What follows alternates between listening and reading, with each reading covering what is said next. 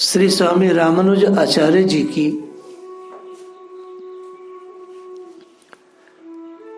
एक संकल्प था कि प्रतिदिन 7 घरों से भिक्षा लाते थे और उसे कावेरी जी के जल में धोकर पा लेते थे।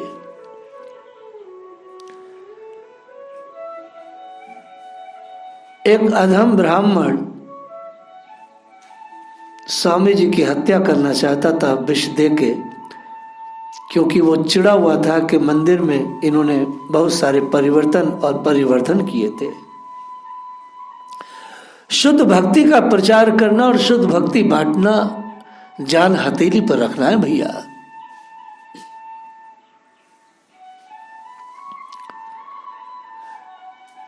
उस ब्राह्मण ने अपनी सती साध्वी पत्नी को भी इस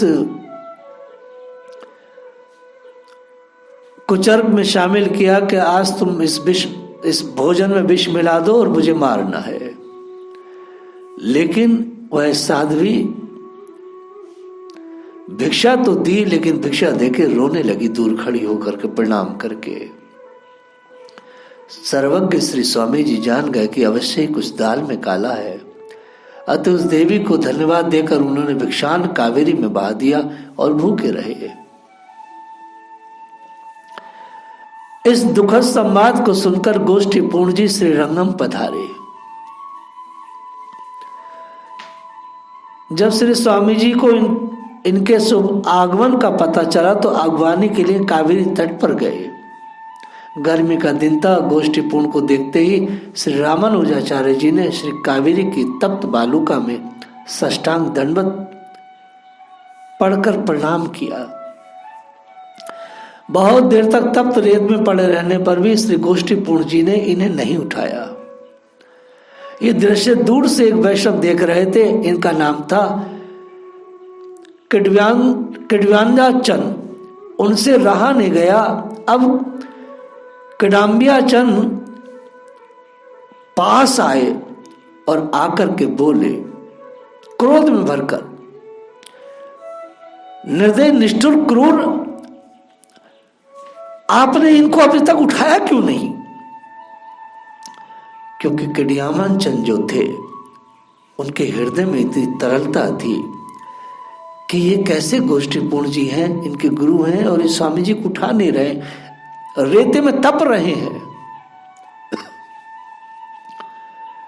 और उन्होंने क्या किया कि रामानुज जी के शरीर को अपने ऊपर ले लिया, अर्थात नीचे लेटे और लेट करके उनके शरीर को उठा के अपने शरीर पर लिटा लिया। यह दृश्य देखकर गोष्ठी पूर्ण जी पुलकायमान होकर बोले, मुझे ऐसे ही पुरुष की खोज थी, आज मिल गए। दोनों ही महानुभावों को हृदय से लगाकर गोष्ठी पूर्ण जी ने रामानुज जी से कहा कि आज से आप भिक्षा करने मत जाना, इन्हीं किडव्याचन के हाथ से रसोई बनवाकर भगवान को अर्पित कर प्रसाद पाना। अपने इस प्रयोग को व्यर्थ हुए देखकर सेवा कर्मचारी ने दूसरा उपाय किया। रामानुज जी जब से भगवान की सेवा में आए तब से लोग इन्हें मारना ही चाह रहे हैं। शुद्ध भक्ति का प्रचार करना भैया आसान नहीं है। उसने मंदिर के पुजारियों को अपनी ओर मिलाकर के चरणामृत भगवान का जो था उसमें विष मिलाकर देने की योजना बनाई। स्वामी जी ने जानकर भी इसमें विष मिलाए भगवत चरणामृत के भाव में पी गए। निष्ठा की विजय हुई। स्वामी जी का बाल भी बांका नहीं हुआ। विरोधी अपने पाप से भयभीत होकर स्वामी जी के चरणों में गिर पड़े। आचार्यगण ने अपने स्वाभाविक की करुणा से इतने बड़े अपराधी को भी क्षमा करके भक्ति का उपदेश दिया। 17 दिन के शास्त्रार्थ के बाद यज्ञमूर्ति नामक दिग्विजय पंडित ने स्वामी जी का शिष्यत्व ग्रहण करके अपने को धन्य माना। शुद्ध भक्ति में संघर्ष बहुत है। शुद्ध भक्ति में वेदनाएं बहुत सहनी पड़ती हैं। मान अपमान लाभ हानि मृत्यु जन्म सब की सब वेदनाएं सहनी होती है। एक बार स्वामी रामानुजाचार्य जी शैल पूर्ण स्वामी का दर्शन करने के लिए शैल पर्वत की यात्रा किए। मार्ग में अष्ट सहस्त्र नाम के गांव में विश्राम हुआ। वहां स्वामी जी के 2 शिष्य रहते थे। एक का नाम था यज्ञेश, दूसरे का नाम था वरदाचार्य। यज्ञेश धनवान थे परंतु वरदाचार्य तो परम अकिंचन थे। भिक्षावृत्ति से परिवार का पालन करते थे। रामानुजाचार्य जी ने धनी शिष्य के यहाँ अपने आने का संदेश देने के लिए 2 वैष्णवों को भेजा। आचार्य का शुभागमन सुनकर वह बहुत ही प्रसन्न हुआ और स्वागत की तैयारी करने लगा। वैष्णव ने लौटकर आचार्य जी को उसका हाल सुनाया। स्वामी जी ने पूछा, क्या उसने द्वार पर आए हुए आप वैष्णवों का कुछ सत्कार किया? जब इसका नकारात्मक उत्तर मिला तो उन्होंने उसके यहाँ न जाकर दूसरे गरीब शिष्य के यहाँ पहुंच गए। उस समय गृह स्वामी वरदाचार्य जी भिक्षार्थ गांव गए थे। गृहिणी घर में विदुरानी की भांति स्नान कर रही थी। उसने पहनने की साड़ी धोकर सूखने के लिए फैला दी थी। शरीर में चीथड़ा लपेटे रखा था। अतः गुरुदेव का आगमन जानकर भी संकोचवश बाहर ना सकी। श्री स्वामी जी को परिस्थिति समझते देर न लगी। उन्होंने तुरंत ही अपना उत्तरीय घर में फेंक दिया। ब्राह्मणी उसे धारण करके बाहर आई। बड़ी ही श्रद्धा पूर्वक श्री गुरुदेव जी तथा समागत सभी संतों को प्रणाम, मधुर वाणी, तृणासन, पवित्र जल से सबका सात्विक सत्कार कर अहोभाग्य माना। प्रार्थना की कि आप लोग सुख पूर्वक विराजिए, मैं अभी नैवेद्य तैयार करती हूँ। इस प्रकार सबको सुव्यवस्थित कर ब्राह्मणी घर में आकर विचार करने लगी। मैंने इतने संतों को आमंत्रित तो कर दिया परंतु घर में तो एक दाना नहीं है। किसी के यहां से उधार मिलने की आशा भी नहीं है, फिर मैं क्या करूं? दूसरे ही क्षण विचार आया कि पड़ोस के कामी बनिया ने मेरे रूप पर मुग्ध होकर कई बार अपनी कुसित कामना की पूर्ति के लिए मन माना द्रव्य देने का संकेत किया है। बदले में आज क्यों न अस्थि मांस के पिंडीभूत इस शरीर को विक्रय कर संत सदगुरु की सेवा करके जीवन को सफल बना लूं। यह सती साध्वी ब्राह्मणी ऐसा निश्चय कर उस वणिक के पास जाकर बोली, तुम मुझे वैष्णव सेवा के लिए यथेष्ट सामग्री दो, मैं तुम्हारी अभिलाषा पूर्ण करने का वचन देती हूं। वणिक ने तत्काल अपने आदमियों से प्रचुर मात्रा में सब सामान भिजवा दिया। ब्राह्मणी ने बड़े भाव से भोजन बनाया, भगवान को अर्पित किया गया। वैष्णवों ने प्रसाद पाया, उसको कोटि कोटि धन्यवाद दिया। तब तक उसके पति वरदाचार्य जी भी भिक्षा लेकर घर आ गए। संत और सद गुरुदेव जी का दर्शन करके आनंद उन्मत्त होकर नाचने लगे।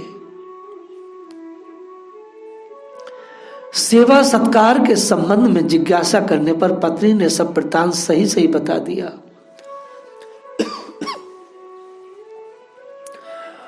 उसकी इस लोकोत्तर निष्ठा पर वरदाचार्य जी बहुत प्रसन्न हुए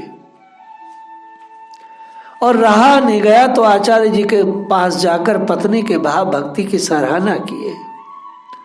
सुनकर श्री स्वामी जी के नेत्र सजल हो गए। ब्राह्मण दंपति को भूरी भूरी आशीर्वाद दिए। इसके बाद में ब्राह्मण ब्राह्मणी दोनों ही भगवत भागवत अधरामृत प्रसाद लेकर उस विषय वणिक के घर गए। वरदाचार्य जी वहां ही रहे। ब्राह्मणी ने भीतर जाकर उसे प्रसाद दिया। प्रसाद का दर्शन करते ही उस महाकामी की विषय वृष्टि नष्ट हो गई। जब उसने पाया तो हृदय सात्विक भाव से युक्त हो गया। फिर तो उसे अपनी करनी पर बड़ा पछतावा हुआ और रोकर ब्राह्मणी को माता कहते हुए उनके चरणों में गिर पड़ा तथा अपने अपराध के लिए बारंबार क्षमा याचना की। संत सेवा एवं भगवत प्रसाद का अद्भुत चमत्कार देखकर ब्राह्मणी बड़ी विस्मित हुई और उसे लेकर दोनों ही ब्राह्मण ब्राह्मणी श्री स्वामी जी के पास आए। यतिराज ने उस वणिक को भी विशिष्य बनाकर कृतार्थ किया। इसके बाद वहां से चलकर रामानुज जी कांचीपुर में कांचीपूर्ण जी एवं श्री वरदराज भगवान के दर्शन कर आगे बढ़े और मार्गस्थ सभी तीर्थों का दर्शन स्पर्श करते हुए शैल पर्वत पर पहुंचकर शैल पूर्ण जी तथा वेंकटनाथ भगवान का दर्शन किए। हम रामानुज जी का चरित्र स्मरण कर रहे हैं। हम बार बार कह रहे हैं शुद्ध भक्ति का वितरण करना और शुद्ध भक्ति करना ये बड़ा कठिन है, जान जोखिम में रहती है। श्री शैलपुत्र स्वामी जी के अनुरोध को स्वीकार कर रामानुज जी 1 वर्ष तक वहां रहते हुए श्री स्वामी जी से श्रीमद् वाल्मीकि रामायण का स्वाध्याय किए। तत्पश्चात पुनः श्री रंगम को लौटाए। अनंतर स्वामी रामानुज जी ने अपने प्रमुख शिष्य कुरेश जी के सहयोग से ब्रह्मसूत्रों पर श्री भाष्य की रचना किया।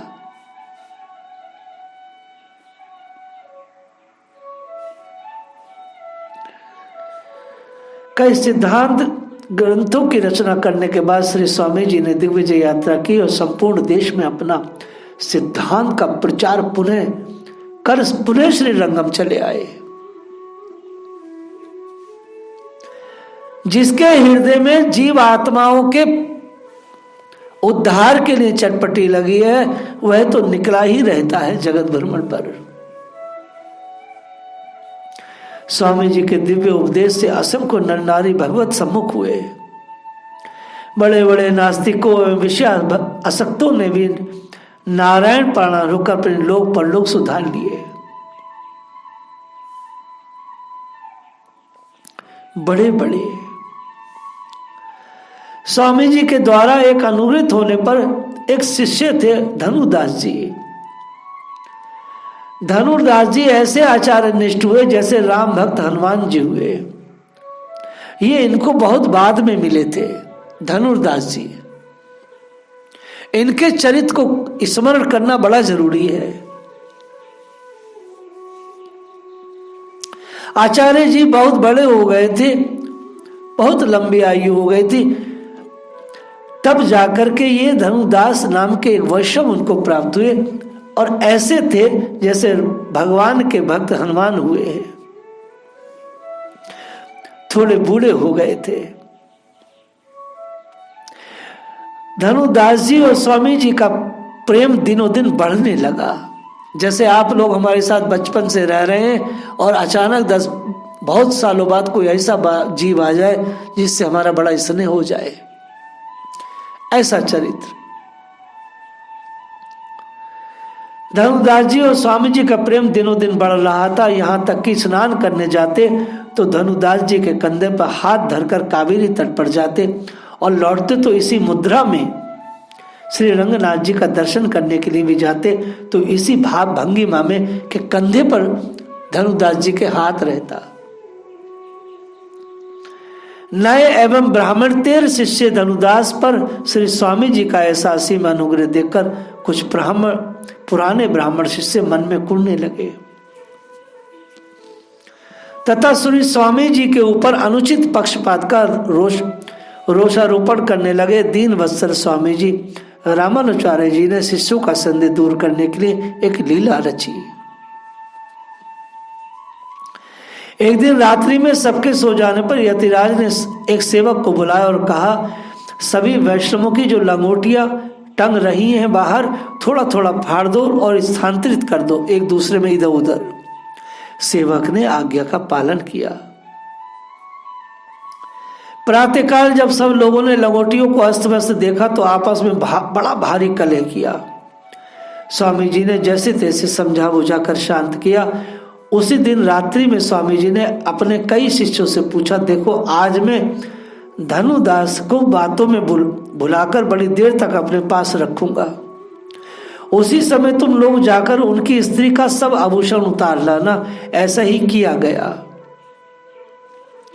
धनुदास जी की पत्नी हेमंबा बहुत काल तक पति की प्रतीक्षा करने के उपरांत घर का किवाड़ बिना बंद किए खाट पर लेटी रही। 4 वैष्णव सहज ही घर में प्रवेश कर हेमांबा जी को सोई हुई जानकर बड़ी सावधानी से उनके शरीर में से एक ओर के गहने निकाल लिए। हेमांबा जगती हुई सी सोई पड़ी रही। जब एक ओर के गहने निकाल लिए गए तो दूसरी ओर के भी निकलवाने के लिए हेमंबा ने करवट बदली, परंतु उन्हें जगी हुई जानकर वैश्य भाग गए। इधर यतिराज ने धनुदास जी को घर जाने की आज्ञा दी। जब आचार्य चरणों में प्रणाम कर धनुदास जी घर को चले तो स्वामी जी ने पुनः उन वैष्णवों को भेजा कि तुम लोग जाकर सुनो कि ये लोग आपस में अब क्या बातें करते हैं। शिष्यों ने वैसा ही किया। धनुदास के घर पहुंचते ही पत्नी पांव धोने के लिए जल लेकर सामने आई तो एक और के अंगों को आभूषण विहीन देकर उन्हें पूछा तो हेमंबा ने सब बात सच सच कह दिया। यह सुनकर धनुदास जी मन में बड़े दुखी हुए, पत्नी पर बड़े नाराज हुए। तुमने करवट क्यों ली? ये तो स्वयं बड़ी सावधानी से सब आभूषण उतार ले जाते। यह हमारा दुर्भाग्य है कि आधी संपत्ति ही वैष्णवों की सेवा में जा सकी, पूरी नहीं पहुंच पाई। यथा संपत्ति है संतन की सिगरी, लगी ना संत हेतु सो बिगड़ी। ये सारी संपत्ति तो गुरु भगवान की है, अगर ये सारी की सारी नहीं लगी तो फिर ये बिगड़ गई, बिगड़ी है, ये बेकार है। जो तन धन संतन हित होई, परमारथ स्वार्थ सब सोई। मोरध्वज जी की कथा में तो हमने यही सीखा। ये सब कथा श्रवण कर वैष्णव ने आकर स्वामी जी को सब वृतांत सुनाया। दूसरे दिन प्रातः काल होने पर स्वामी जी ने अपने सभी शिष्यों को बुलाकर कहा कि देखो तुम लोग तनिक सी लंगोटी फटने पर व इधर उधर होने पर कितना कलह मचाए, और धनुदास का हृदय देखो, पत्नी का आधा आभूषण उतार लिया गया तो मन में बड़े प्रसन्न हुए और पूरा नहीं उतारा गया, इसलिए दुख माने। अब तुम ही लोग बताओ वैष्णवता का उत्कर्ष किसमें है? सब लोग आचार्य चरणों में नतमस्तक हो गए। श्री धनुदास जी का और भी कई प्रसंग हैं।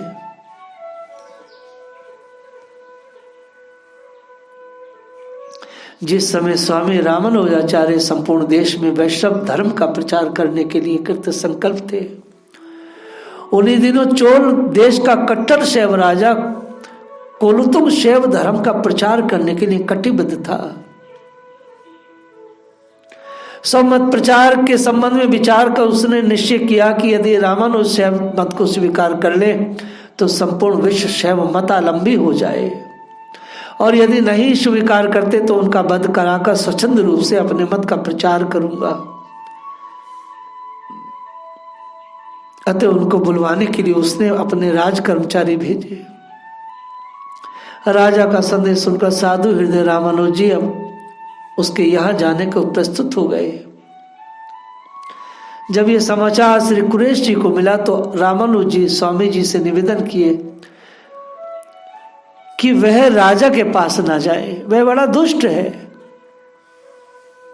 हम सब के एकमात्र आश्रय महाराज आप ही हैं, वहां जाना किसी भी हालत में उचित नहीं है। हमारी तो प्रार्थना यह है कि कुछ समय के लिए आप श्रीरंगम छोड़कर अनंतर चले जाएं। आपके बदले में उस दुष्ट के यहाँ जाऊंगा। श्री रामानुज जी ने इनकी बात मान ली। श्री कुरेश जी ने रामानुज जी का रूप धारण किया। इसने वश महापूर्ण जी भी कुरेश जी के साथ हो लिए। दोनों ही महानोर चोल नरेश के दरबार में उपस्थित हुए। दक्षिण भारत में है चोल नरेश। सेव पंडितों से इतना बड़ा भारी शास्त्र हुआ। सेवों ने अपना पूर्व पक्ष स्थापित करते हुए कहा, शिवात परमतम नास्ति, अर्थात शिव से बढ़कर श्रेष्ठ और कोई है ही नहीं। कुरेश जी ने झट उत्तर दिया, दौड़म अस्ति ततः परम, अर्थात शिव से दौड़ बड़ा है। वास्तविक बात यह थी कि शास्त्र जो है वो तत्वबोध के लिए नहीं था। आप समझ रहे हो मेरी बात? जो शास्त्र होता है वह तत्वबोध के लिए होता है, वह भक्ति के लिए होता है, हृदय के पिघलाहट के लिए होता है, लेकिन यह तत्वबोध के लिए नहीं था। वे इन्हें निरुत्तर करके बलात्सय बनाना चाहते थे, ये अपमान के लिए था। अतः आपने शिव शब्द का अर्थ ब्रह्म शंकर ग्रहण नहीं किया। इसका कारण यह था कि शिव के साथ कोई विशेषण नहीं होता। अतः आपने शिव रुद्र का नाम, जो 11 शेर का होता है, एक रुद्र 11 शेर का होता है, समझ रहे हो, यह अर्थ मानकर उत्तर दिया कि शिव से दौड़ अर्थात एक नाम 16 शेर का होता है, वह बड़ा है। शास्त्रार्थ में निरुत्तर हो जाना ही हारना है। शिव अर्थात ब्रह्मशंकर, इनसे बड़ा कोई है नहीं, ये तो सत्य ही है। श्री कुरेश जी को इसका खंडन नहीं करना था, अतः आपने अपने पंडितापूर्ण उत्तर से पूर्व पक्ष का खंडन करके उन्हें परास्त कर दिया। उत्तर पक्ष का वे पुनः खंडन नहीं कर सके, अतः उत्तर पक्ष विजयी हो गया। आपके प्रश्न का ऐसा उत्तर सुनकर वे सभी सैव आग बबूला हो गए। उन्होंने अनेक उत्तर किए, आपने सबका मुंह तोड़ जवाब दिया। जब राजा ने देखा हमारे पंडित शास्त्र की युक्तियों से उन्हें नहीं जीत सकते हैं, तब उसने राज्य वह देकर शिवात परम तर नास्ति ये मानने को बाध्य करने लगे। परंतु जब ये किसी प्रकार वे राजा की मानने की को तैयार नहीं हुए उनकी बात को, तब दुष्ट राजा ने कुपित होकर दोनों वैष्णवों की आंखों को निकलवा लिया। शुद्ध भक्ति करना और कराना बड़ा मुश्किल है। परम भागवत महापूर्ण जी, एक कुरेशा जी ने राजा को इतना बड़ा अन्याय सह लिया, परंतु क्रोध युक्त नहीं हुए, सह लिया और बल्कि राजा के मंगल की कामना करते रहे भगवान से। तभी तो भगवान शिव ने कहा है, उमा संत की अहि बढ़ाई, मंद करत जो करही भलाई। कहा जाता है इस अनाचार के थोड़े ही दिनों बाद चोल राजा के कंठ में कंठमाल रोग हो गया, उसमें कृमि पड़ गई और लोग उसे कृमिट्ठ भी कहने लगे। राजा अत्यंत दुख भोगकर अंत में मर गया। राजा सड़ सड़ के मरा। भक्तों के चरणों का अपराध इंसान को खा जाता है। इधर महापूर्ण स्वामी जी श्री रंगम को लौटते समय रास्ते में ही परम पद को प्राप्त हो गए, जिनकी आंखें उसने फोड़ी थी।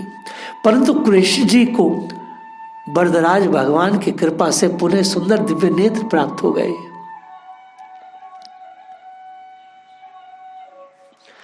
शुद्ध भक्ति करना बड़ा मुश्किल है, उसका प्रचार करना बड़ा मुश्किल है। लोग आपसे जुड़ेंगे नहीं, लोग आपको नकारेंगे। रामानुज जी के जीवन में हम देखते हैं कि उन्होंने शुद्ध भक्ति के लिए किस तरह से बार बार अपने प्राणों को संकट में डाला।